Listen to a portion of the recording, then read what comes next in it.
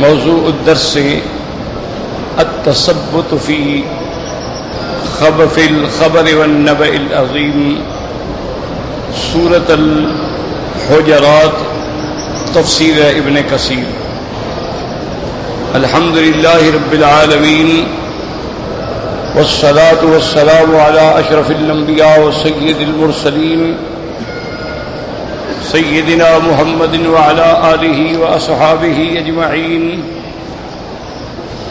اللهم صل على سيدنا محمد وعلى آل سيدنا محمد كما صليت على إبراهيم وعلى آل إبراهيم في العالمين إنك حميد مجيد۔ أعوذ بالله من الشيطان الرجيم، بسم الله الرحمن الرحيم۔ يا أيها الذين آمنوا إن جاءكم فاسق بنبأ فتبينوا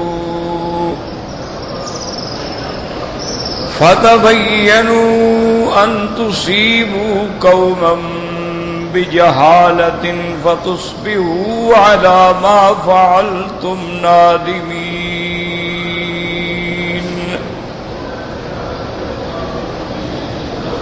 وَاعْلَمُوا أَنَّ فِيكُمْ رَسُولَ اللَّهِ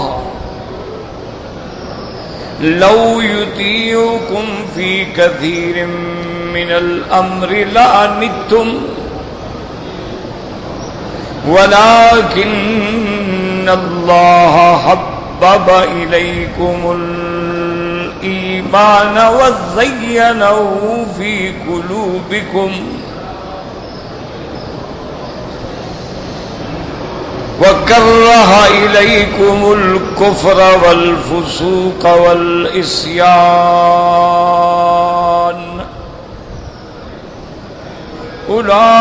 أولئك هم الراشدون، فضلا من اللہ والنعمہ،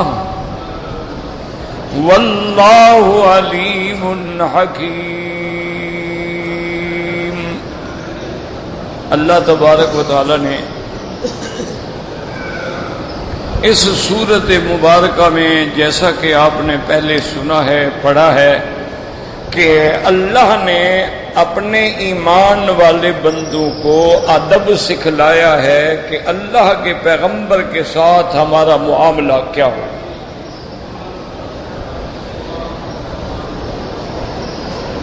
سب سے پہلا ادب یہ بتلایا گیا کہ لا تقدموا بین یدی اللہ ورسولہ واتقوا اللہ، کہ کسی بات میں، کسی عمل میں حضور سے آگے نہ بڑھے، بلکہ انتظار کریں اور آپ کے فرمان کی تعمیل کریں، اور اگر آپ چلیں تو آپ کے پیچھے رہیں، آگے بڑھنے کی کوشش نہ کریں، یعنی نہ ظاہری طور پر نہ باطنی طور پر۔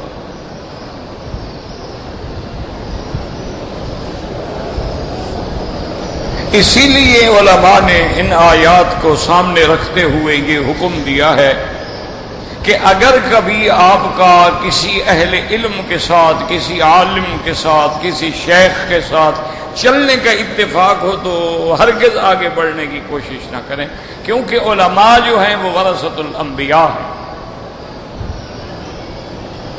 اور حضور پاک نے یہ بھی فرمایا کہ علماء امتی کا انبیاء بنی اسرائیل، میری امت کے علماء جو ہیں وہ ایسے ہیں جیسے انبیاء تھے بنی اسرائیل، کیونکہ اب نبوت کا دروازہ تو بند ہو گیا ہے، تو اب اللہ نے وہی کام جو ہے حضور کی امت کے علماء سے لیا۔ اسی لیے آثار میں یہ بات موجود ہے کہ ایک دن حضرت ابو الدرداء رضی اللہ تعالی عنہ صحابی ہیں، لیکن وہ حضرت ابو بکر صدیق رضی اللہ تعالی عنہ کے آگے چل رہے تھے، تو حضور نے منع فرما دیا کہ تم ابو بکر کے آگے چل رہے ہو۔ اب انزل بعد رسول اللہ صلی اللہ علیہ وسلم. تو اب ہمیں پہلا ادب یہ ملا کہ حضور کے سامنے بیٹھ کے نہ کسی بات میں جلدی کریں، نہ قول میں نہ فعل میں، ہر حال میں اتباع کریں، اقتداء کریں، آپ کے پیچھے رہیں. اور آگے اللہ نے یہ بھی فرما دیا ساتھ میں کہ واتقوا اللہ، اللہ کا ڈر پیدا کرو. یہ ادب تمہارے دلوں میں کب آئے گا؟ جب اللہ کا ڈر ہو. اگر دل میں اللہ کی عظمت نہ ہو، ہیبت نہ ہو، تو پھر اس کے پیغمبر کا ادب کیسے آئے؟ اور پھر اللہ نے تنبیہ بھی فرما دی کہ ان اللہ سمیع علیم، جو کچھ تم کہتے ہو اللہ سن رہے ہیں. یہ نہ کہو کہ تمہارے کہنے کا اللہ کو پتہ ہی نہیں لگے گا. اور جو تم کہہ رہے ہو اور تمہارے دل کی کیا کیفیت ہے وہ بھی جانتے ہیں. تو پہلا ادب جو تھا وہ یہ سکھلایا گیا. اب دوسرا ادب بتلایا گیا کہ یا ایھا الذین آمنوا لا ترفعوا اصواتکم فوق صوت النبی ولا تجهروا له بالقول كجهر بعضكم لبعض ان تحبط اعمالكم وانتم لا تشعرون. اللہ نے فرمایا ایمان والو، تم اپنی آواز کو بھی میرے مدنی محبوب کی آواز سے اونچا نہ کرو. کیا مانا؟ یعنی حضور کی کسی حال میں نافرمانی نہ کرو. آواز اونچے کرنے کا ایک معنی یہ ہوتا ہے کہ دیکھو نا بھائی میری بات رہ گئی نا، یعنی اس کی بات نہ چلی اور میری بات رہ گئی. تو معنی یہ ہے کہ تم کسی حال میں بھی حضور پاک کی نافرمانی کا تصور بھی نہ کرو. اور اسی کے ساتھ یہ بھی ادب ہے کہ اگر حضور صلی اللہ علیہ وسلم کی محفل میں، مجلس میں جا کے بات کرنے کا موقع ملے تو تڑخ کے بات نہ کرو، چیخ کے بات نہ کرو، کہیں تمہاری آواز میرے نبی کی آواز سے اونچی نہ ہو جائے. نافرمانی تو بڑی بات ہے نا، آواز بھی اگر اونچی ہو گئی تو انتحبط اعمالکم، میں تمہارے اعمال کو برباد کر دوں. وانتم لا تشعرون، کبھی ایسے بھی ہوگا کہ آواز اونچی ہو گئی تمہیں پتہ بھی نہیں لگا، یعنی تمہیں خیال ہی نہیں آیا، بے خیالی میں اونچی ہو گئی، ہم نے تمہارے عمل برباد کر دیا. تو یہ بھی آداب میں ہے کہ حضور صلی اللہ علیہ وسلم کی قولی، فعلی، عملی ہر حال میں نافرمانی نہ ہو، بلکہ بات کرنے میں اتنا ادب سے بولو کہ آواز بھی اونچی نہ ہو. اسی لیے جب یہ آیت مبارک نازل ہوئی تو سیدنا امیر المؤمنین عمر بن الخطاب الناطق بالحق والصواب ثانی الخلفاء وزیر النبی المصطفیٰ رضی اللہ تعالی عنہ وارضاہ، آپ ہمیشہ پھر ایسے بات کرتے تھے کہ حضور فرماتے کہ عمر اونچی آواز سے بات کرو، بات سمجھ ہی نہیں آ رہی. اور سیدنا ابی بکر رضی اللہ تعالی عنہ اول الخلفاء و تاج العلماء و وزیر النبی المصطفیٰ صاحب الغار والمزار رضی اللہ تعالی عنہ، آپ فرماتے تھے کہ یا رسول اللہ اب تو میں آپ سے ڈرتا ہوں کہ آخر سرار جب بھی بات کروں گا سرگوشی میں کروں گا، میں آواز سے بات کروں گا ہی نہیں. اسی طرح حضرت ثابت ابن قیس نے، جو حضور کے صحابی ہیں، بڑے بلند آواز تھے، تو انہوں نے گھر میں بیٹھ کے اپنی بیوی سے کہا کہ میرے کمرے کا دروازہ بند کر کے باہر میخیں ٹھوک دو، نہ میں باہر نکلوں گا نہ کسی سے بات کروں گا، میری آواز بڑی اونچی ہے، میں تو جہنمی ہو گیا، میری تو آواز کئی دفعہ حضور سے اونچی ہو گئی. اور اللہ نے فرما دیا ہے کہ حبط عمل. حضور صلی اللہ علیہ وسلم نے جب ثابت کو نہ پایا تو فرمایا بھی پتہ کرو ثابت کہاں ہے. تو صحابی نے آگے عرض کیا کہ یا رسول اللہ وہ تو گھر کا دروازہ بند کر کے اندر بیٹھا ہوا ہے، وہ کہتا ہے میں تو جہنمی ہو گیا، میری تو آواز اونچی ہے، میری تو کئی دفعہ حضور سے آواز اونچی ہو گئی. آپ نے فرمایا اس کو جا کے کہو بشر ہو بالجنت کے ثابت، تم جنتی ہو، انت عیش حمیدن و تموت شہیدن، تمہیں اللہ بڑی اعلیٰ زندگی دیں گے اور موت بھی تمہیں شہادت کی ملے گی۔ ایک فطری طور پہ ایک آدمی کی آواز بلند ہے وہ الگ بات ہے، اس کے دل میں بے ادبی کا کوئی تصور ہی نہیں۔ تو یہ ہمیں ادب سکھایا گیا کہ آواز آپ کی اونچی نہ ہو۔ اب اسی سے یہ بات بھی سمجھ لیں کہ یہ حکم حضور کی زندگی تک محدود نہیں تھا، بلکہ سرکار دو عالم محبوب دو عالم کی وفات کے بعد بھی، یعنی آج بھی اگر کوئی آدمی مسجد نبوی میں جائے گا، حرم میں جائے گا، صلاۃ و سلام پڑھے گا تو خبردار کہ آواز اونچی نہ ہو۔ وہی ادب اب بھی باقی ہے کہ آپ جالی مبارک کے ساتھ لگ کے بھی کھڑے نہ ہوں، آپ صلاۃ و سلام پڑھنے کے لیے دور بھی کھڑے نہ ہوں، اور آپ صلاۃ و سلام پڑھنے میں چیخ چیخ کے بھی سلام نہ پڑھیں، کیونکہ یہ ادب کے خلاف ہے کہ کہیں آپ کی آواز حضور کی آواز سے اونچی نہ ہو جائے۔ وہی حکم اب بھی موجود ہے۔ اسی لیے ایک دفعہ حضرت عمر رضی اللہ تعالی عنہ مسجد نبوی میں تھے، آپ نے دیکھا کہ دو آدمی جو ہیں وہ اونچی آواز میں جھگڑ رہے ہیں، فرمایا لے آؤ ان کو۔ ان کو جب بلایا گیا فرمایا من این انتم، کہاں کے ہو تم لوگ؟ انہوں نے کہا کہ نحن من اہل الطائف یا امیر المؤمنین، یہ حضرت امیر المؤمنین کے زمانے کی بات ہے، یعنی حضور کی وفات کے بعد حضرت ابو بکر خلیفہ بنے، پھر حضرت عمر بنے۔ انہوں نے کہا کہ امیر المؤمنین ہم طائف کے رہنے والے ہیں۔ آپ نے فرمایا واللہ لو انتما من اہل المدینہ لاوجعتکما، خدا کی قسم ہے اگر تم مدینے کے رہنے والے ہوتے تو میں کوڑے مار مار کے تمہیں زخمی کر دیتا، کہ تم مسجد نبوی میں کھڑے ہو کہ آواز اونچی کر رہے ہو۔ تو آج بھی وہی ادب موجود ہے کہ کبھی تمہاری آواز جو ہے وہ حضور پاک کی آواز سے اونچی نہ ہو۔ اور اسی سے علماء نے لکھا ہے کہ یہ بھی ایک بات یاد رکھیں کہ جہاں حدیث مصطفیٰ پڑھائی جا رہی ہو یا پڑھی جا رہی ہو وہاں بھی آواز اونچی نہ کریں، کیونکہ جب قرآن پڑھتے ہیں تو یہ اللہ سے ہم کلام ہونا ہے، اور جب آپ حدیث پڑھتے ہیں تو یہ محمد مصطفیٰ سے بات کرنی ہے۔ اسی لیے حضرت اکرمہ جب قرآن پڑھتے تھے تو کہتے ھذا کلام ربی، ھذا کلام ربی، کہتے اکرمہ کتنے خوش قسمت ہو کہ تم اللہ سے کلام کر رہے ہو، اور اس کے بعد بے ہوش آ جاتے، اور کافی عرصہ بے ہوشی کے بعد ہوش آتا تو پھر قرآن پڑھنا شروع کرتے۔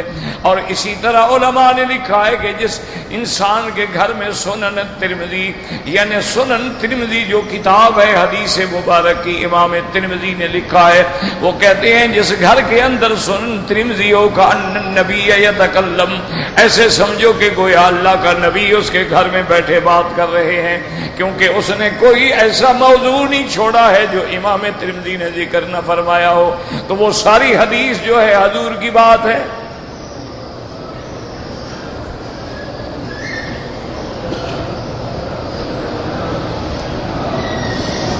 اسی لیے ہمیشہ یاد رکھیں کہ انبیاء علیہم السلام اور خاص طور پہ امام الانبیاء، تمام انبیاء اپنی قبروں کے اندر زندہ ہیں۔ یہ اہل سنت والجماعت کا متفقہ عقیدہ ہے۔ پوری کائنات میں صرف ایک فرقہ کرامیہ ہے معتزلہ کا، جو انبیاء کی حیات کا منکر ہے، ورنہ کوئی آج تک پیدا نہیں ہوا۔ یہ الگ اختلاف ہوتا ہے کہ جی حیات برزخی ہے یا حیات، صاف بات ہے کہ وہ عالم ہی برزخ ہے، یہ عالم تو ختم ہو گیا۔ انسان دنیا سے جب چلا گیا تو عالم دنیا ختم ہو گیا، وہ عالم برزخ ہے۔ وہ جو علماء پہ اعتراض کر دیتے ہیں نا کہ بعض جناب علماء نے لکھا ہے کہ وہ دنیاوی حیات سے بھی زیادہ بہتر ہے، وہ ایک ادب ہے، ایک بات ہے، اللہ سمجھنے کی توفیق دے۔ مشکل یہی ہوتی ہے کہ جب آدمی نہ سمجھے نا جی، وہ جیسے کسی عرب کے شاعر نے کہا تھا نا فإن كنت تدري فإن كنت لا تدري فتلك مصیبۃ فإن كنت تدري فالمصیبۃ اعظم. اس نے کہا کہ یار تم اعتراض جو کر رہے ہو، اگر تمہیں علم نہیں ہے تو یہ بھی مصیبت ہے کہ جاہل سے پالا پڑ گیا، اور اگر تمہیں علم ہے پھر بھی اعتراض کر رہے ہو تو پھر تو مصیبت اس سے بڑی ہو گئی کہ عالم ہو کر بھی اعتراض کر رہے ہو. تو اس لیے ہمیشہ یاد رکھیں کہ جہاں تک مسئلہ حیات کا تعلق ہے، وہ اگر کہیں علماء نے لکھا ہے تو وہ ایک انداز ہوتا ہے، وہ ایک انداز محبت ہے کہ بھائی دنیا میں تو حضور جب تھے تو آپ کو اپنی بیویوں سے، اپنے گھر سے، اپنے نواسوں سے، اپنے اہل بیت سے، اپنے صحابہ سے، امور دنیا سے، سارے معاملات میں آپ کا دخل تھا، اور وفات کے بعد تو اب سارے معاملات ختم ہو گئے، لہذا یہ تو زیادہ قوت ہو گئی. یہ معنی نہیں ہوتا کہ دنیاوی احکام مرتب ہو جائیں گے کہ یعنی آج بھی اگر کوئی زیارت کرے تو وہ صحابی بن جائے گا، یہ تو نہیں ہو سکتا. وہ عالم برزخ ہے، وہ تو ایک بات ہوتی ہے خدا کے لیے. جیسے کہ کوئی آدمی کہتا ہے نا، وہ دیکھو چاند، وہ میری انگلی کے پیچھے چاند. اب انگلی کے پیچھے چاند آ سکتا ہے بھلا؟ اتنا بڑا چاند ہے، اتنا بڑا کرہ ہے، وہ انگلی کے پیچھے کہاں سے آ گیا؟ وہ ایک محاورہ ہے. کبھی تمہیں چاند پہلی رات کو، یار وہ تم دیکھو نا، یار مجھے تو نظر نہیں آیا، کہاں ہے کہاں؟ اور یار وہ دیکھو نا، وہ دیکھو کھجور کے پیچھے، وہ دیکھو وہ مسجد کے کنگر کے پیچھے، وہ دیکھو وہ مینار کے کلس کے پیچھے. اب اتنا بڑا کرہ ہے سورج چاند کا، وہ اتنے بڑے مینار کے پیچھے کیسے چھپ جائے گا؟ تو مانا محاورہ ہوتا ہے بات سمجھانے کے لیے. جیسے کہ کسی شاعر نے کہا تھا کہ کأنک قد خلقت کما تشاء، کہ میرا مدنی معلوم ایسے ہوتا ہے کہ آپ کو اللہ نے ایسا پیدا کیا ہے جیسے آپ چاہتے تھے. حالانکہ ہر چیز اللہ کی مشیت سے ہوتی ہے. حضور پیدا ہونے سے پہلے کیسے چاہتے تھے؟ تو یہ ایک مقام محبت ہے. جیسے کوئی آدمی کسی کو یعنی مثلا قمیض، سلوار، کپڑا سلائی کر کے دیتا ہے اور ہدیہ پیش کرتا ہے، وہ پہنتے وہ کہتے ہیں یار کمال ہے، یہ تو میرے اوپر سلا ہے. معلوم ہوتا ہے سلا ہی میرے لیے ہے. یار اتنا فٹ آیا ہے، اتنا صحیح آیا ہے، اتنا اس کا جناب ہر چیز یعنی بالکل ایکوریٹ ہے کہ معلوم یہ ہوتا ہے یار یہ تو میرے لیے سلا گیا ہے، میرے اوپر. حالانکہ اس کے اوپر تھوڑا سلا ہے، وہ سلائی والے نے سلائی کیا، اس نے اس کو دیکھا ہی نہیں جس کے لیے سیا ہے. تو یہ محاورات ہوتے ہیں، ان جھگڑوں میں نہ پڑا کریں. بہرحال انبیاء حیات ہیں، اور انبیاء کی حیات بنسبت ساری کائنات کی حیات سے زیادہ قوی ہے. یہ بھی سمجھو.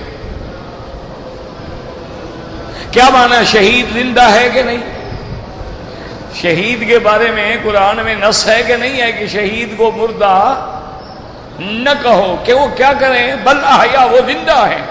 لیکن شہید کی زندگی بھی نبی کی حیات کا مقابلہ نہیں کر سکتی. کیوں؟ شہید کی بیوی سے تو نکاح ہو سکتا ہے، نبی کی بیوی سے نکاح نہیں ہو سکتا ہے. تو مانا یہ کہ ان کی حیات جو ہے وہ تو شہید سے بھی قوی ہو گئی. کہ شہید کی بیوی سے عدت گزرنے کے بعد نکاح جائز ہے کہ نہیں؟ لیکن نبی کی بیوی سے، اچھا شہید کے بعد اس کا میراث تقسیم ہوگا یا نہیں ہوگا؟ ایک آدمی شہید ہو گیا تو اس کی جائیداد وارثوں میں تقسیم ہوگی کہ نہیں ہوگی؟ لیکن نبی کا میراث تو معلوم ہوا کہ یہ تو اس سے بھی زیادہ مقام ہے. تو جب حیات اتنا قوی ہے تو پھر ادب بھی وہی باقی رہے گا کہ خبردار اپنی آواز کو حضور کی آواز سے اونچا نہ. یہ دو ادب آ گئے. اب تیسرا ادب کیا ہے اللہ کے نبی کے ساتھ؟ فرمایا وَلَا تَجْهَرُوا لَهُ بِالْقَوْلِ كَجَّهْرِ بَعْضِكُمْ لِبَعْضٍ أَن تَحْبَطَ أَعْمَالُكُمْ وَأَنْتُمْ لَا تَشْعُرُونَ. اللہ نے فرمایا میرے مدنی کو ایسے نہ پکارا کرو جیسے ایک دوسرے کو پکارتے ہو. ایک دوسرے کو ادھر آؤ یار، او بھائی ادھر آؤ. خبردار میرے نبی کو ایسے نہ بلانا. جیسے تم ایک دوسرے کو بلاتے ہو ایسا خبردار بالکل ادب کے ساتھ کہ یا رسول اللہ صلی اللہ علیہ وآلہ آلہ وصحابہ وسلم تسلیما کثیرا کثیرا. فرمایا خبردار، ایسے نہ بلانا جیسے تم ایک دوسرے کو بلاتے ہو، ایک دوسرے کو جیسے کوئی جا رہا ہوتا کہ یار ادھر آؤ میری بات سنو، خبردار میرے مدنی کو پیچھے سے آواز نہیں دینی، اور میرے مدنی پاک کو نام کے ساتھ بھی نہیں پکارنا، اس کو تو اللہ بھی لقب کے ساتھ پکارتا ہے۔ تم تو بندے ہو، تم تو انسان ہو، وہ تو اتنا بلند مرتبہ مقام ہے کہ اللہ فرماتے ہیں یا ایھا النبی جاہد الکفار، کہیں فرماتے ہیں یا ایھا النبی لم تحرم ما احل اللہ لک، کہیں فرماتے ہیں یا ایھا الرسول بلغ ما انزل الیک من ربک، کہیں فرماتے ہیں یا ایھا المزمل قم اللیل الا قلیلا، اور کہیں فرماتے ہیں یا ایھا المدثر قم فانذر وربک فکبر۔ اللہ تبارک و تعالیٰ بھی آپ کو آداب سے بلاتے ہیں، اور اللہ تبارک و تعالیٰ حالانکہ دیکھیں سورۃ التحریم کے اندر مقام عتاب ہے، اللہ تبارک و تعالیٰ کی طرف سے اظہار عتاب ہے، لیکن اس ناراضگی میں عتاب میں جو خطاب ہے اس میں بھی آداب موجود ہیں کہ یا ایھا النبی۔ وہ تو اتنا مقام ہے میرے مدنی محمد مصطفیٰ، اللہ اکبر۔ حضور پاک بیٹھے تھے نا تو ایک صحابی آئے حضور کے پاس، مکے کے کافر بیٹھے تھے، مشرکین مکہ بیٹھے تھے، عوائدین مکہ بیٹھے تھے، روسائے مکہ بیٹھے تھے، اور کفر کے بڑے بڑے سردار بیٹھے تھے، حضور بات کر رہے تھے۔ ایک صحابی تھے حضور کے نابینا، عبداللہ ابن ام مکتوم رضی اللہ تعالیٰ عنہ، وہ جو آئے تو آگے کہنے لگے یا رسول اللہ یا رسول اللہ علمنی علمنی یا رسول اللہ، حضور مجھے مسئلہ بتائیں۔ اچھا ایک بات تو یہ تھی کہ وہ بیچارے نابینا تھے، ان کو یہ بھی پتہ نہیں تھا کہ کون کون بیٹھے ہیں اور حضور کتنی اہم بات میں مشغول ہیں۔ دوسرا یہ بھی ہوتا ہے کہ دشمنوں کے سامنے آدمی اپنے مقام کو بھی ظاہر کرتا ہے کہ میں تو حضور کا خادم ہوں، تم کون ہو؟ لیکن حضور کو یہ بات ناگوار گزری، اور آپ کی پیشانی پہ تھوڑا سا بل پڑ گیا، اور آپ نے اس کو بٹھا دیا۔ ناگوار اس لیے گزری کہ بھئی عبداللہ ابن ام مکتوم تو میرا صحابی ہے، وہ تو مومن ہے، اس کو تو کسی وقت بھی سمجھایا جا سکتا ہے، اور یہ تو قسمت سے آئے بیٹھے ہیں، یہ کہاں روز روز میرے پاس آئیں گے؟ تو اگر ان کو شاید بات سمجھ آ جائے اور یہ ایمان قبول کر لیں تو اسلام کو کتنی طاقت ملے گی۔ حضور کی دماغ مبارک میں یہ خیال تھا، لیکن اللہ نے فوراً عتاب آ گیا، اللہ نے فوراً قرآن نازل فرما دیا کہ میرا مدنی عبس وتولی ان جاءہ الاعمی، کہ جب نابینا آیا آپ نے تیوری چڑھا لی، آپ نے اپنے مخلص مومن کو چھوڑ دیا جو علاج کرانا چاہتا ہے، جو صحیح معنی میں نسخہ لینا چاہتا ہے، اور ان پہ توجہ کر رہے ہو جن کا علاج کرانے کا ارادہ ہی نہیں ہے، نسخہ لینے کا ارادہ ہی نہیں ہے، ہدایت حاصل کرنے کا منشا ہی نہیں ہے۔ پھر ان کا ایمان جو ہے موہوم ہے، اس کا ایمان جو ہے وہ تو یقینی ہے، تو آپ یقینی والے کا پہلے خیال رکھیں۔ اسی لیے کبھی کبھی لوگ ہیں نا، آج کل تو ایک مزاج بن گیا ہے نا، بس ایک دوسرے پہ اعتراض کرو، دعا کرو اللہ ان چیزوں سے ہمیں بچائے، اللہ اتفاق دے۔ ہمیشہ کہتے ہیں دیکھو یہ نہیں تبلیغ والے، دیکھو جی مسلمانوں کو، کافروں کو کیوں نہیں تبلیغ کرتے؟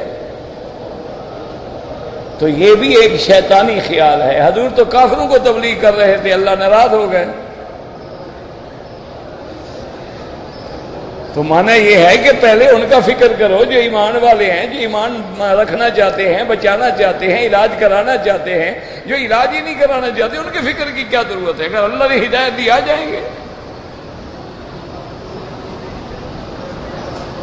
تو یہ بھی محض اعتراض ہوتے ہیں، اللہ ہدایت عطا فرمائے۔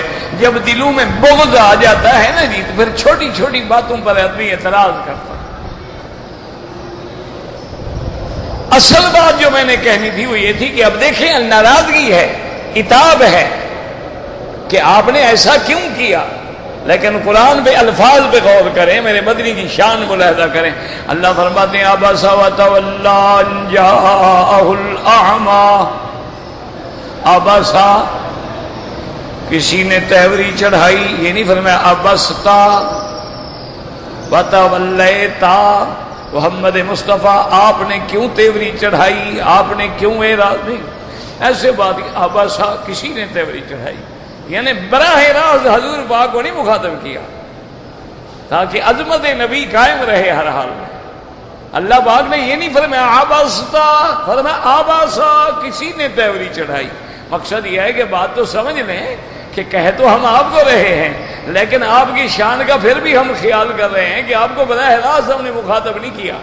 فرمایا عبس وتولی ان جاءہ الاعمی، لیکن جب اتنی دیر ہو گئی تو خیال آ سکتا تھا اللہ کے نبی کے دل میں کہ میرا مالک اتنا ناراض ہو گیا مجھ سے کہ مجھے مخاطب بھی نہیں کرتے، پھر خطاب کر دیا فما یدریک لعلہ یزکی۔ میرا مدنی آپ کو کیا پتہ، شاید اس کو ہدایت ملتی، اس کو تزکیہ باطن ہو جاتا۔ تو پہلے اللہ نے یہ نہیں فرمایا کہ آپ نے تیوری چڑھائی، آپ نے اعراض کے، فرمایا نہیں کسی نے تیوری چڑھائی۔ تو یہ بھی ایک مقام ہے۔ تو تب بھی جب بھی تم میرے مدنی کا نام لو تو کبھی یہ نہ کہو کہ یا محمد، ادب سے نام لو کہ یا رسول اللہ، یا رحمت للعالمین، یا ابا القاسم فدا کا ابی و امی یا رسول اللہ۔ جیسے صحابہ آگے کہتے تھے فدا کا ابی و امی، میرا مدنی میرے ماں باپ آپ پہ قربان ہوں، میرے والدین آپ پہ قربان ہوں، پھر ادب سے بات کرتے تھے۔ اسی طرح بی بی ام سلیم ہے جس کا حضور کے ساتھ بڑا تعلق ہے، محبت ہے، حضور پاک ان کے گھر میں آرام بھی فرماتے تھے۔ اور یہ ام سلیم جو ہیں بی حضرت انس کی والدہ ہے، اور حضرت انس جو ہیں وہ خادم ہیں محمد مصطفیٰ صلی اللہ علیہ وسلم کے۔ حضرت انس بھی موجود ہیں، میرے محبوب بھی موجود ہیں۔ اب بی بی ام سلیم نے جب دیکھا کہ حضور ہے تو کہنے لگی ھذا انیس، کہنے لگی فدا کا ابی و امی، میرا ابا اما آپ پہ قربان ہوں، ھذا انیس، یہ آپ کا خادم انیس تصغیر ہے، چھوٹا سا خادم ہے۔ یعنی ایک روایت میں آتا ہے خوائدموں کا، یہ آپ کا چھوٹا خادم جو ہے، فدعوا لہ یا رسول اللہ، آپ انس کے لیے، انیس کے لیے، اپنے خادم کے لیے بھی دعا کریں۔ حضور پاک نے فرمایا اللہم آتل عمرہ، اللہم اکثر مالہ، اللہم اغفر لہ۔ آپ نے دعا فرمائی اللہ، ایک روایت میں ہے کہ اللہم آتل عمرہ واکثر ولدہ ومالہ وادخلہ الجنۃ۔ حضور نے فرمایا یا اللہ میرے خادم کی عمر بھی دراز فرما، اس کے مال میں بھی برکت عطا فرما، اس کی اولاد میں بھی برکت عطا فرما، اور اس کو جنت بھی نصیب فرما۔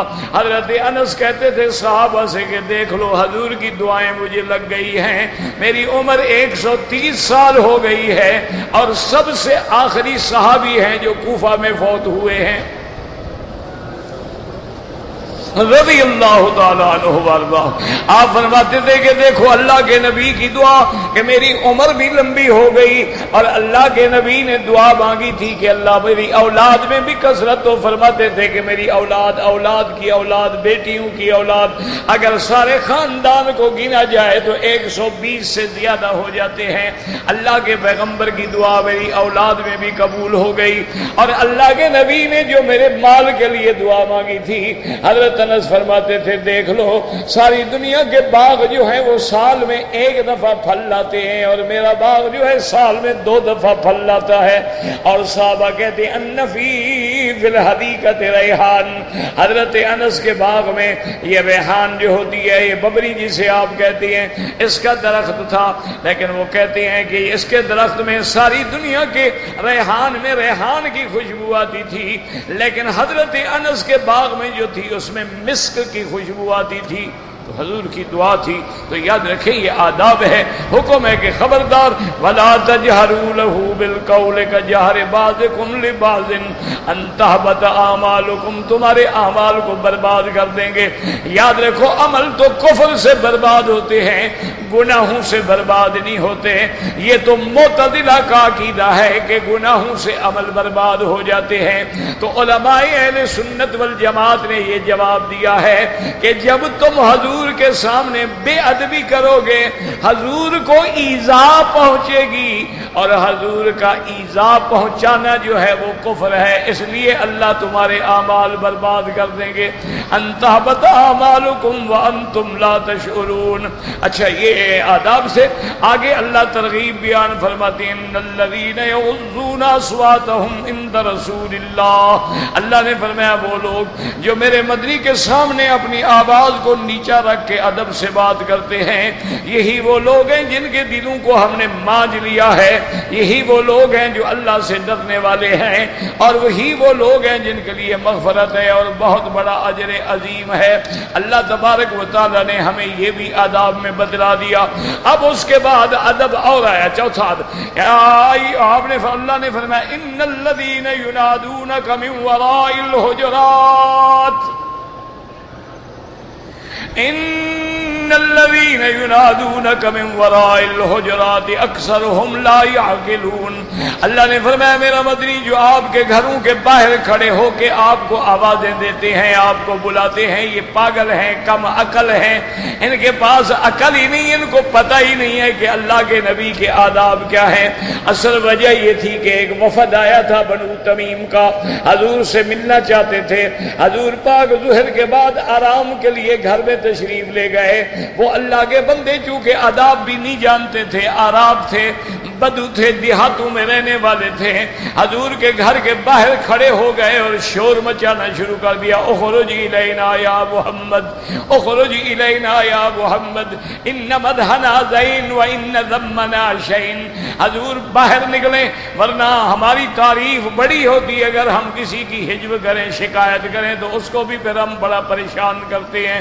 وہ آوازیں دیتے رہے تو اللہ کی ناراضگی آ گئی. فرمایا میرا محبوب ان لوگوں کو بتا دو ان الذین ینادونک من وراء الحجرات، جو آپ کو آپ کے حجرات یعنی بیبیوں کے کمرے، بیبیوں کے وہ گھر جو حضور نے ان کو عطا فرما دیے تھے ان کو حجرہ کہا جاتا ہے، حجرات کہا جاتا ہے. اور حضور کے بیبیوں کے جو گھر تھے یاد رکھو 10 فٹ بھائی 10 فٹ تک چھت پڑی ہوئی تھی، اور وہ بھی کھجور کی ٹہنیوں سے چھت پڑی ہوئی تھی. اور آگے 7 یا 10 فٹ جو ہے 10 ہاتھ جو ہے وہ صحن تھا، اور دروازے پہ کالے رنگ کے ٹاٹ کا موٹا سا کپڑا پڑا ہوتا تھا. یہ گھر تھا محمد مصطفیٰ کا. آج کل تو جناب ماشاءاللہ بڑے سے بڑا پیر بھی ہو تو سبحان اللہ جناب ان کے گھر دیکھیں آپ کہ یہ جناب ڈرائنگ روم ہے، اور یہ ڈائننگ روم ہے، اور یہ جناب بیڈ روم ہے، اور یہ جناب ان کے میک اپ روم ہے، اور یہ ان کا سٹنگ روم ہے، اور یہ ان کا لاؤنج ہے، اور یہ ان کا ٹی وی کیمرہ روم ہے، اور یہ جناب ان کا سٹور روم ہے. اور پتہ نہیں اسی لیے اقبال نے کہا تھا نا کہ ہم کو تو میسر نہیں مٹی کا دیا بھی، اور گھر پیر کا بجلی کے چراغوں سے ہے روشن. یہ پیر ہے نا، عاشق ہے نا حضور کے، اسی طرح بیچارے کچے کمرے میں رہتے ہیں، اسی طرح جو کی روٹی کھاتے ہیں، 3-3 کلو حلوہ کھا جاتے ہیں. عاشق ہیں. انا للہ و انا الیہ راجعون. بس چھوڑو، بس مسلمان ہی اللہ بنا دے تو بڑی بات ہے. عاشق رسول ہونا تو بہت بڑا مقام ہے. دعا کرو اللہ ہمیں کروڑواں حصہ نصیب کر دے. اللہ ہمیں حضور کے عشق میں زندہ رکھے اور عشق میں موت عطا فرمائے. کوئی کروڑواں حصہ بھی مل جائے تو نجات کے لیے کافی ہے. عشق رسول تو بڑا مقام ہے.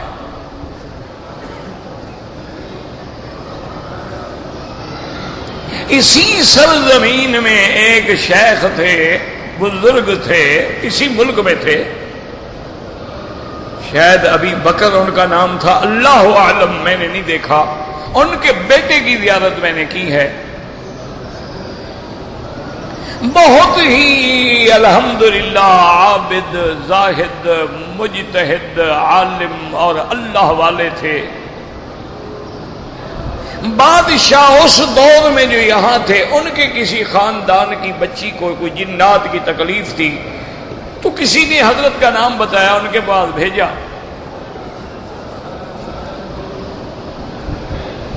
تو اس بیچاری کو، لڑکی کو انہوں نے باندھا ہوا تھا، اللہ عالم جیسے مجھے روایت پہنچی ہے، خدا جانے کے حد تک صحیح ہے۔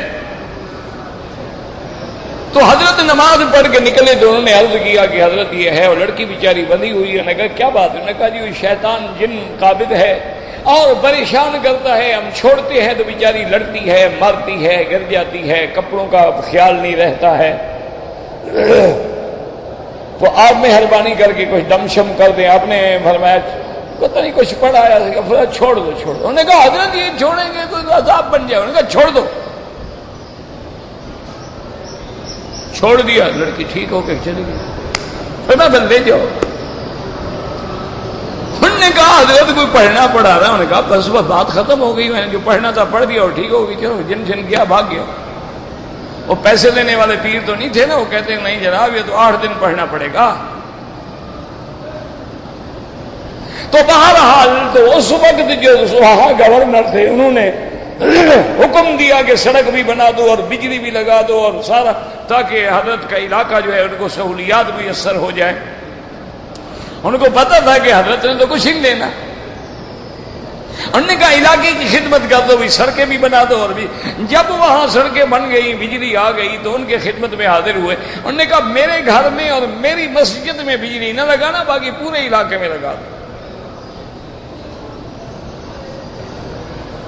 تو سب نے کہا حضرت نعمت ہے، اللہ نے بھیجی ہے تو آپ بھی۔ انہوں نے فرمایا میرے مدنی پاک نے کبھی بجلی میں وقت نہیں گزارا، میں بھی اسی دیے میں گزارنا چاہتا ہوں، میرے مرنے کے بعد لگوا لینا۔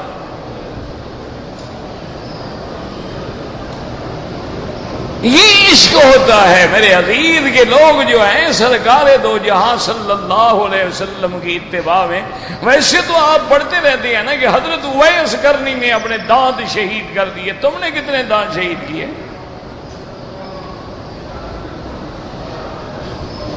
تمہارا عشق چندہ کرنے کے لیے ہے اور جھنڈیاں لگانے کے لیے ہے اور قوالیاں کرنے کے لیے ہے، جلوس نکالنے کے لیے ہے اور ریلیاں نکالنے کے لیے۔ عشق رسول ہے، نماز بھی غائب، ہر چیز غائب، جلوس جا رہا ہے عشق کا۔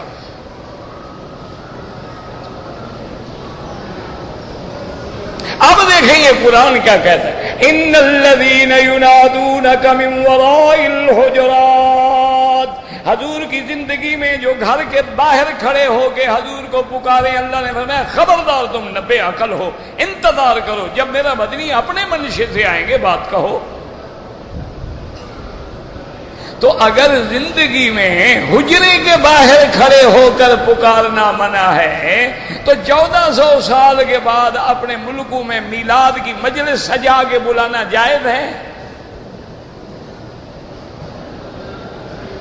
کہ حضور آ گئے کھڑے ہو جاؤ، پہلے نہیں تھے اب آ گئے، نہیں تھے تو حاضر ناظر کیسے ہوئے؟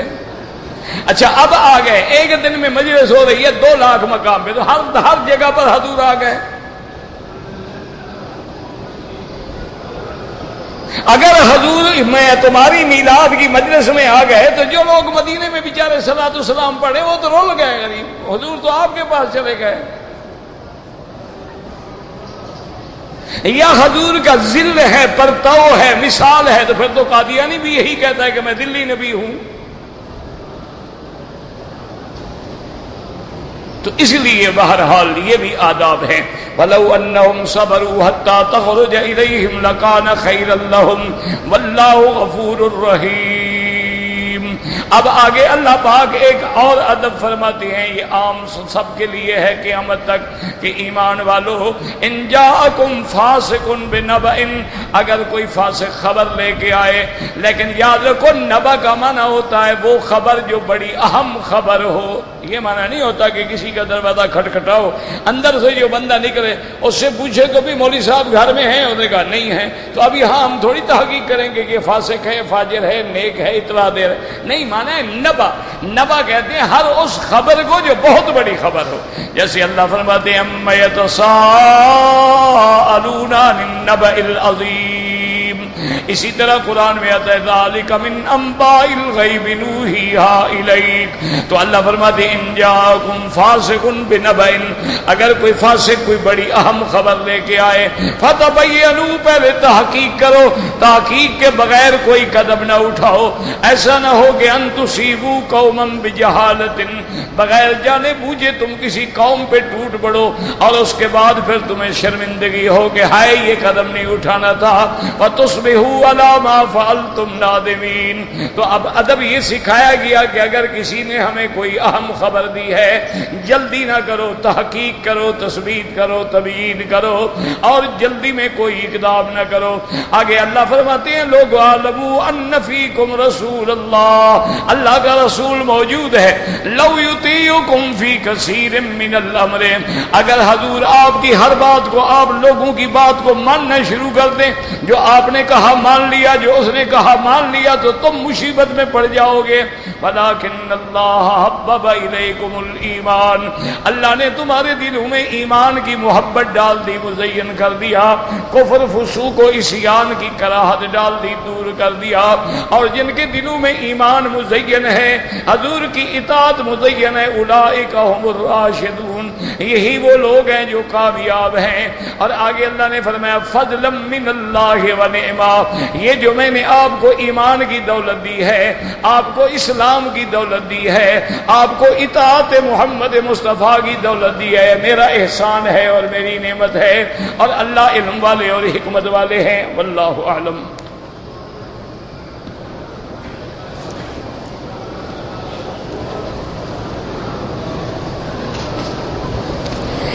کہتے ہیں جی کہ اگر کسی بندے نے طواف الوداع کر لیا ہے تو طواف الوداع کے بعد اگر موقع ملے تو پھر بھی طواف کرنا جائز ہے، بالکل جائز ہے. ایک آدمی نے طواف الوداع کر لیا، پروگرام کینسل ہو گیا، وہ نہیں جا رہا، تو اب وہ حرم میں آئے، نمازیں پڑھے، طواف کرے، پھر جو آخری طواف ہوگا وہ خود بخود الوداع ہو جائے گا، کوئی منع نہیں ہے. طواف الوداع کا معنی یہ نہیں ہوتا نعوذ باللہ کہ اللہ نے ہمیں نکال دیا کہ نکل جاؤ پھر نہ آنا واپس. یہ تو ایک آداب ہے کہ آتے ہوئے طواف ہے اور جاتے ہوئے بھی طواف ہے.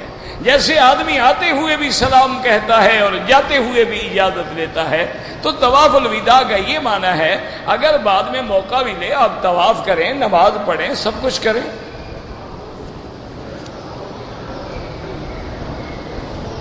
کہتے جی کہ اگر ایک آدمی نے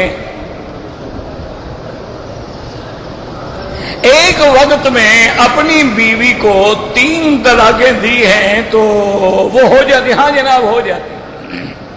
3 ہی ہوتی ہیں، وہ 1 نہیں ہوتی. ائمہ 4 کے نزدیک یاد رکھو، اور جمہور اہل سنت والجماعت کا یہی مسلک ہے، اور تمام محدثین، مفسرین، محققین کا یہی مسلک ہے.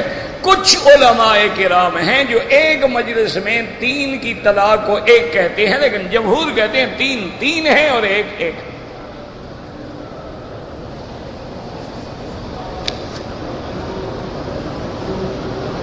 کہتے جی کہ بعض لوگ حمام میں جاتے ہیں، وضو کرنے کے بعد ننگے پاؤں واپس آ جاتے ہیں. بھئی پتھر ہے، صاف ستھری جگہ ہے، یا تو گندگی لگے تو نہ آئے نا.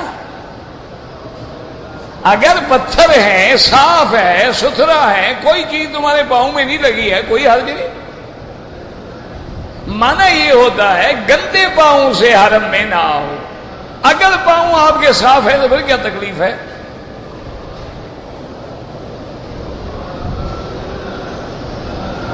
ایک شادی شدہ لڑکی ہے اور وہ ملازمت کرتی ہے، تو اپنی تنخواہ سے شوہر کے اجازت کے بغیر اپنے والدین کو پیسے دے سکتی ہے. شوہر کا کیا تعلق ہے اس کی تنخواہ سے؟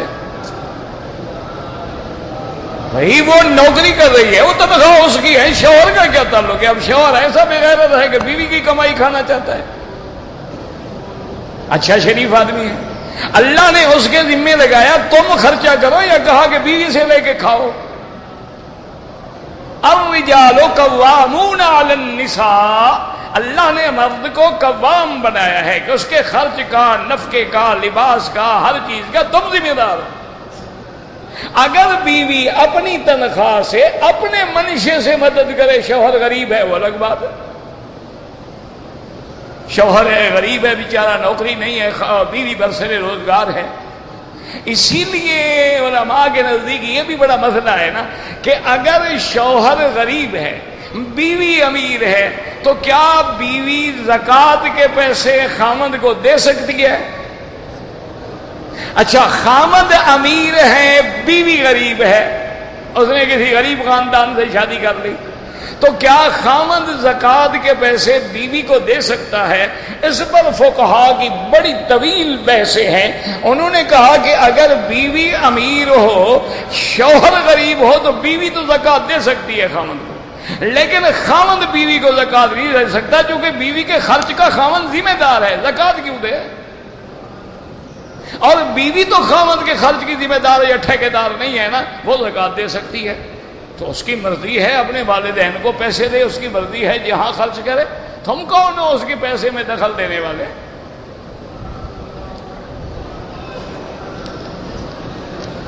وسیلہ کسی کا نہ پکڑیں، اللہ سے براہ راست دعا کریں۔ اللہ نے یہی ہمیں حکم دیا ہے کہ ادعونی استجب لکم، مجھ سے مانگو، یہی حکم دیا ہے۔ اجیب دعوت الداعی اذا دعان، میں پکارنے والے کی پکار سنتا ہوں۔ یہ نہیں کہا کہ جب تک تم وسیلہ نہ دو گے میں نہیں سنتا، یہ کہیں نہیں کہا۔ اور جتنی قرآن میں دعائیں ہیں، کسی ایک میں مجھے وسیلہ دکھا دو۔ ربنا آتنا، ربنا لا تزغ قلوبنا، ربنا اننا سمعنا منادی ینادی للایمان فآمنا، ربنا انزل علینا مائدۃ من السماء۔ سارے قرآن کی دعائیں دیکھ لو۔ یہ جو لوگ بنا دیتے ہیں نا کہ آدم علیہ السلام نے دعا مانگی تھی حضور کے وسیلے سے، پتہ نہیں ان کو اپنی شریعت کا مسئلہ تو آتا نہیں، آدم کی شریعت کہاں سے پڑھائے ہیں۔ اور اگر ایک منٹ کے لیے میں تمہارے ساتھ ہوں، اگر آدم نے مانگی ہو تو آدم کے شریعت میں تو بہن بھائی کا بھی نکاح جائز تھا، وہ بھی کرو۔ وہ تو جو بی بی ہوا سے بچے پیدا ہوتے تھے، 1 سال پیدا ہوئے دوسرے سے شادی کر دی، وہاں تو بہن بھائی کا نکاح بھی جائز تھا، تو پھر وہ بھی کرو۔ یہ محض اللہ نے جب قرآن میں خود کہہ دیا ہے، قرآن کے خلاف خبردار کبھی سوچ کے خیال کیا کرو۔ اللہ کہتے ہیں فَتَلَقَّى آدَمُ مِن رَبِّهِ بِكَلِمَاتٍ، اللہ نے خود ان کو کلمات سکھلائے۔ دیکھو نا، اب دنیا میں بھی دیکھو، جب بادشاہ راضی ہو جاتے ہیں، افسر مہربان ہو جاتا ہے، وہ کہتا ہے بیٹھو یار میں تمہیں ڈکٹیٹ کراتا ہوں، اس طرح درخواست لکھو، تم نے درخواست ہی غلط لکھی ہے، تم درخواست اس طرح۔ اللہ بھی جب راضی ہوتا ہے تو معافی کے کلمے بھی خود سمجھا دیتے ہیں۔ اور وہ کلمات کیا تھے؟ ربنا ظلمنا انفسنا ان لم تغفر لنا وترحمنا لنکونن من الخاسرین۔ اس میں کوئی وسیلہ نہیں ہے، تم کہاں سے پکڑ کے لے آئے؟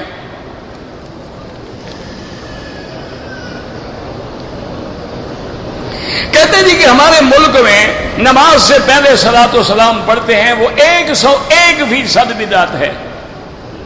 اگر وہ سنت ہوتی سب سے پہلے ابو بکر، عمر، عثمان، علی پڑھتے، حسن حسین پڑھتے۔ انہوں نے جب نہیں پڑھا ہے تو تم نے کہاں سے دین لے لیا ہے؟ حضور کے روضہ مبارک پہ بالکل پڑھیں گے الصلاۃ والسلام علیک یا رسول اللہ، چونکہ نبی زندہ ہے۔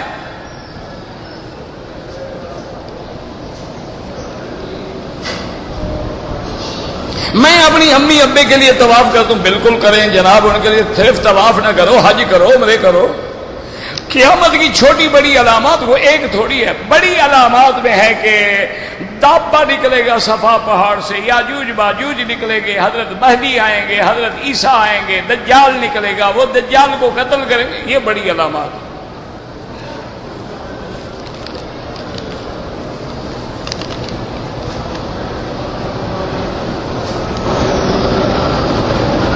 کہتے جی کہ حضور کے روضہ مبارک پر عورتیں بھی جا سکتی ہیں، بی بی عائشہ پڑھتی تھی۔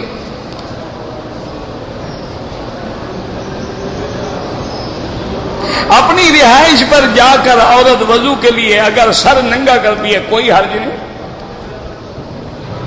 احرام کی عورت کے لیے کوئی چادر وادر نہیں ہوتی، یہ جو رومال باندھتی ہے یہ بھی اس نے خود گھڑا ہوا ہے، اسلام کا کوئی حکم نہیں، وہ جو کپڑا ہے بس وہی احرام ہے۔ احرام کی حالت میں بال باہر ظاہر نہیں ہونے چاہیے، اسی دوپٹے کو اچھی طرح اوڑھ لو یا اور رومال باندھنا چاہتی ہو، لیکن احرام میں رومال باندھنا شرط کوئی نہیں۔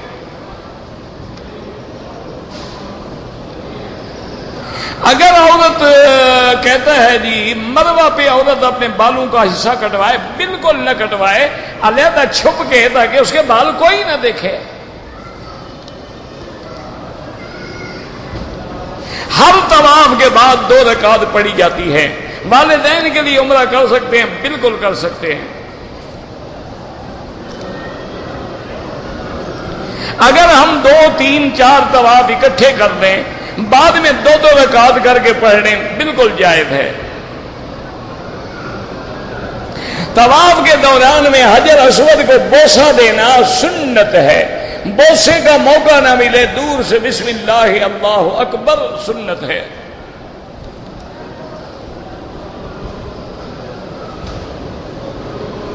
ایک آدمی ہوٹل سے گر کے مر گیا، لازمی بات ہے، حادثہ ہے، شہید ہے بیچارہ۔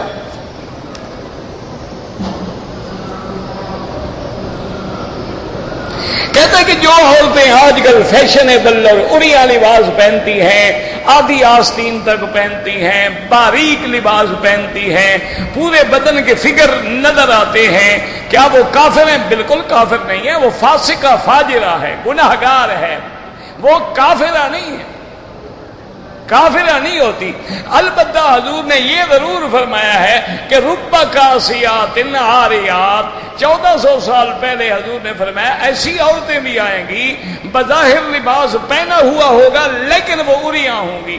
کیا معنی؟ لباس باریک ہوگا، یا لباس تو باریک نہیں ہوگا لیکن اتنا یعنی سکن ٹائٹ ہوگا کہ ہر چیز نظر آ رہی ہوگی۔ تو ایسی عورتوں کے بارے میں حضور نے فرمایا ہے کہ جو عورت اس قسم کا میک اپ کر کے، سگار کر کے، خوشبوئیں لگا کے گھر سے باہر نکل کے جاتی ہے، اس پہ اللہ کی لعنت ہوتی ہے، اور وہ زانیہ عورت کے حکم میں ہے واپس آ کے غسل کرے اور توبہ کرے، کافر نہیں ہو جاتی۔ کافر ہونا اللہ معاف کرے بڑی۔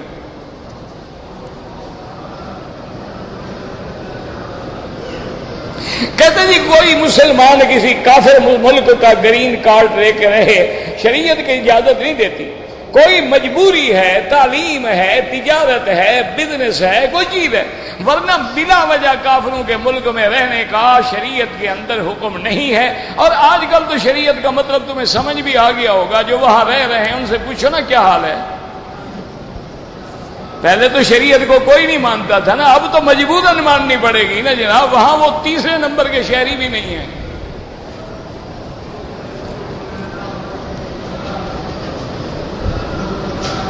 میاں بیوی عمرے پہ آئے ہیں، میاں کا انتقال ہو گیا، اللہ مغفرت فرمائے، بیوی کی عدت شروع ہو گئی، جس دن وہ فوت ہوئے ہیں اس دن سے 4 مہینے 10 دن عدت ہے۔ اب وہ بیچاری سفر میں کیا کرے، گھر جا کے اپنی عدت پوری کرے گی، لیکن شروع اسی دن سے ہو گئی۔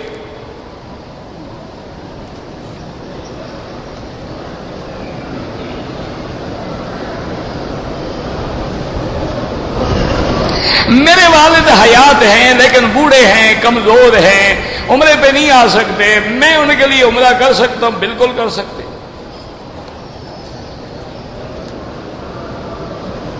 کہتے جی آج کا بیان ہمیں چاہیے، میرے پاس تو ہوتا نہیں میرا بھائی، میرے پاس تو زندگی کا کوئی ایک بیان بھی نہیں ہوتا، کوئی لوگ آگے مجھے بنا دیتے ہیں، وہ بھی میں لوگوں کو دے دیتا ہوں۔ تو کیونکہ نہ میں نے کبھی جمع کیا نہ کبھی، البتہ یہ ساتھی کرتے رہتے ہیں کہ اسٹینڈ سے مل جاتی ہیں، بعض دکانوں پہ بھی مل جاتی ہیں، لیکن میرے پاس نہیں ہے، نہ میں نے کبھی اہتمام کیا ہے۔ وہ ایک دوست ہے، وہ بھی سیدھی بنا کے مجھے دے جاتے ہیں، وہ بھی موڈی آدمی ہے، یا موڈ آ گیا دے گئے، نہ آیا نہ دیا، آ گیا ہم نے چلا دیا، نہ آیا تو ہم صبر کر کے بیٹھ گئے۔ ہم بھی تو دوسرے کے مال کے سخی ہوتے ہیں نا، مولوی گھر سے تو خرچ نہیں کرتا، مولوی اور پیر جس دن اپنے گھر سے خرچ کرے علامات قیامت ہے۔ نہیں، ایمان سے کہو، تمہیں کبھی کسی مولوی نے اپنے باپ کے کل خانی پہ بلایا ہے؟ نہیں، اللہ کے کعبے میں سچی بات کر، کبھی کسی مولوی نے تمہیں اپنے ماں باپ دادے کی کوئی 7 جمعراتیں کھلائی ہیں؟ کبھی کسی پیر صاحب نے تمہیں 11ویں شریف پہ کھانا پکا کے دودھ میں کھیر پکا کے گھر بلا کے کھلایا ہے؟ ان کو پتہ ہے حرام ہے، وہ اپنا پیسہ کیوں حرام کریں؟ وہ تو تمہارا پیسہ حرام کرنا چاہتے ہیں نا۔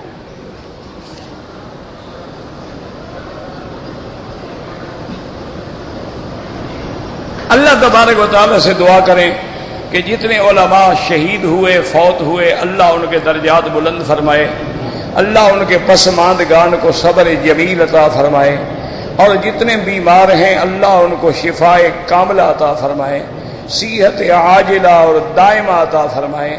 یا اللہ بیماروں کو شفا عطا فرما، بے حیاؤں کو حیا عطا فرما، بے دینوں کو دین عطا فرما، بے اولادوں کو اولاد عطا فرما، جن کی اولاد ہے ان کو صالح بنا، بے روزگاروں کو روزگار عطا فرما، قرض داروں کے قرض عطا فرما۔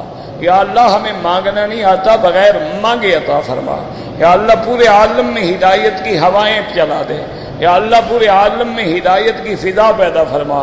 یا اللہ مسلمان فلسطین میں ہیں، عراق میں ہیں، کشمیر میں ہیں، ہندوستان میں ہیں، بنگلہ دیش میں ہیں، پاکستان میں ہیں، یا اللہ جس ملک میں ہیں ان کی جان مال آبرو عزت کی حفاظت فرما۔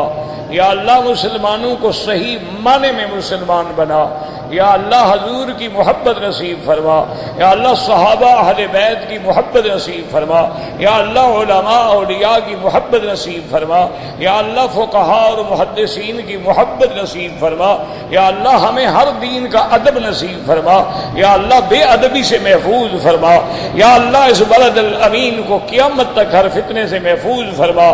یا اللہ پاکستان میں امن قائم فرما، یا اللہ کفار کے یہود اور ہنود کے شکنجے سے نجات عطا فرما۔ اللہم استرنا بسترک الجمیل، سبحان ربک رب العزت عما یصفون، وسلام علی المرسلین والحمد للہ رب العالمین۔